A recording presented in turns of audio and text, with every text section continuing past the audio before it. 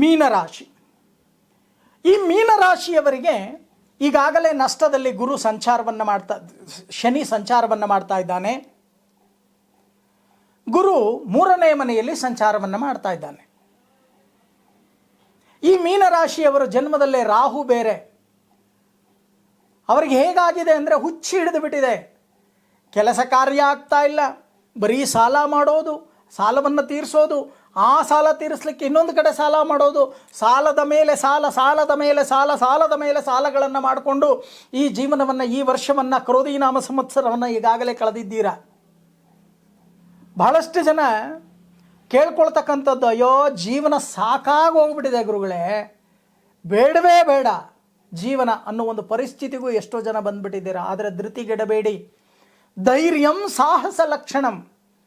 ಕಷ್ಟ ಅಂತಕ್ಕಂಥದ್ದು ಮನುಷ್ಯನಿಗೆ ಬರದೆ ಮರಕ್ಕೆ ಬರುತ್ತಾ? ಬರ್ತಕ್ಕಂಥ ಕಷ್ಟ ಕಾರ್ಪಣ್ಯವನ್ನು ಧೈರ್ಯದಿಂದ ಹೆದರಿಸಬೇಕು. ಅದಕ್ಕೆ ಮನುಷ್ಯ ಪ್ರಾಣಿಯಾಗಿ ನಾವು ಜನನವಾಗಿರೋದು. ಭಗವಂತ ನಮ್ಮನ್ನು ಕಳಿಸಿರ್ತಕ್ಕಂಥದ್ದು ಇಂದಿನ ಜನ್ಮದಲ್ಲಿ 3 ಜನ್ಮದಲ್ಲಿ ಮಾಡಿರ್ತಕ್ಕಂಥ ಕರ್ಮಗಳಿಗೆ ಅನುಸಾರವಾಗಿ ನಮಗೆ ಈ ಭೂಲೋಕಕ್ಕೆ ನಮ್ಮನ್ನು ಕಳಿಸಿದ್ದಾನೆ ಭಗವಂತ. ಈ ಮೀನರಾಶಿಯವರಿಗೆ ಕಷ್ಟ ಕಾರ್ಪಣ್ಯಗಳು ಅಧಿಕವಾದಾಗ ಏನು ಮಾಡಬೇಕು? ಜೀವನ ಜಿಗುಪ್ಸೆ ಅಂತಕ್ಕಂಥದ್ದು ಬರುತ್ತೆ ನಿಜ, ಆದರೆ ಧೃತಿಗೆಡಬಾರ್ದು. ಧೈರ್ಯಂ ಸಾಹಸ ಲಕ್ಷಣಂ. ಧೈರ್ಯದಿಂದ ಎಲ್ಲವನ್ನು ಕೂಡ ಎದುರಿಸ್ತಕ್ಕಂಥ ಕೆಲಸವನ್ನು ಮಾಡಿ. ಒಂದು ಕಡೆ ಗುರುಬಲ ಇಲ್ಲ, ಇನ್ನೊಂದು ಕಡೆ ಶನಿ ಬಲ ಇಲ್ಲ. ಏನಪ್ಪಾ ಮಾಡಬೇಕು? ಈಗಾಗಲೇ ಹೇಳರಾಟ ಶನಿ ಪ್ರಾರಂಭವಾಗೋಗ್ಬಿಟ್ಟಿದೆ. ನಷ್ಟದಲ್ಲಿ ಶನಿ ಇದ್ದಾನೆ. ಏನು ಮಾಡೋಕೆ ಹೋದ್ರೂ ನಷ್ಟ, ಏನು ಹೊಸ ಕೆಲಸ ಶುರು ಮಾಡಿದ್ರೂ ನಷ್ಟ. ಒಬ್ಬ ಗೆಳೆಯನ ಹತ್ರ ಹೋಗಿ ಸಹಾಯ ಕೇಳಿದ್ರೂ ಕೂಡ ಅವನು ನಮ್ಮನ್ನು ಕಳ್ಳನಾಗಿ ನೋಡ್ತಾನೆ, ಅವನು ಒಳ ಮನಸ್ಸಿನಿಂದ. ಈ ರೀತಿ ಆಗೋಗ್ಬಿಟ್ಟಿದೆ. ಏನು ಮಾಡಬೇಕು ಅರ್ಥ ಆಗ್ತಾ ಇಲ್ಲ.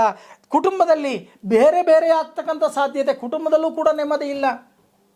ಅಣ್ಣ ತಮ್ಮಂದಿರನ್ನ ಒಬ್ಬರನ್ನ ನೋಡಿದರೆ ಹಾಗಲ್ಲ, ಶತ್ರುತ್ವ ಅಂತಕ್ಕಂಥದ್ದು ಉತ್ಪತ್ತಿ ಆಗತ್ತೆ.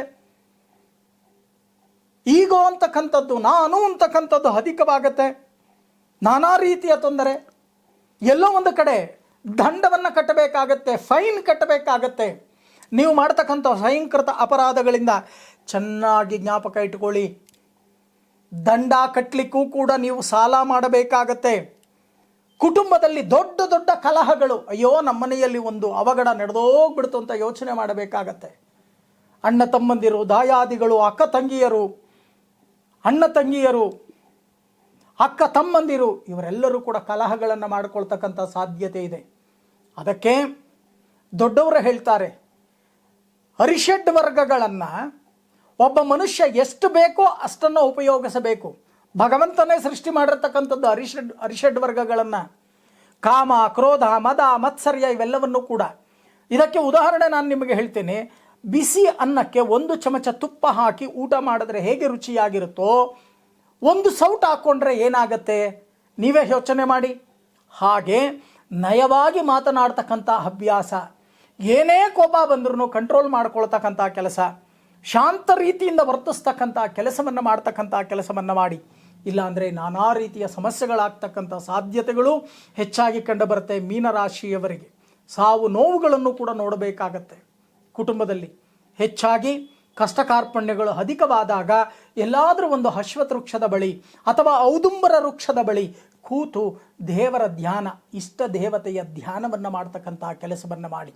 ಸಾಧ್ಯವಾದರೆ ಗುರು ಶಾಂತಿ, ಶನಿ ಶಾಂತಿ ಹೋಮವನ್ನು ಆಚರಣೆಯನ್ನು ಮಾಡಿ ಆ ಒಂದು ರಕ್ಷೆಯನ್ನು, ಸಂಪಾದಕ ಹಾಜ್ಯದಿಂದ ಬರ್ತಕ್ಕಂಥ ರಕ್ಷೆಯನ್ನು ದೇವರ ಮನೆಯಲ್ಲಿ ಇಟ್ಟು ಅದರಲ್ಲಿ ಬರ್ತಕ್ಕಂಥ ರಕ್ಷೆಯನ್ನು ಪ್ರತಿನಿತ್ಯ ಹಣೆಯಲ್ಲಿ ಧರಿಸ್ಕೊಳ್ತಕ್ಕಂಥ ಕೆಲಸವನ್ನು ಮಾಡಿ. ಆಗ ನಿಮಗೆಲ್ಲರಿಗೂ ಕೂಡ ಒಳಿತಾಗ್ತಕ್ಕಂಥ ಸಾಧ್ಯತೆ.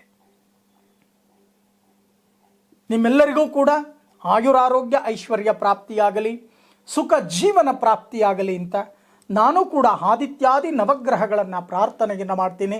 ಸರ್ವೇ ಜನ ಸುಖಿನೋ ಭವಂತು, ಸಮಸ್ತ ಸನ್ಮಂಗಳಾನಿ ಭವಂತು.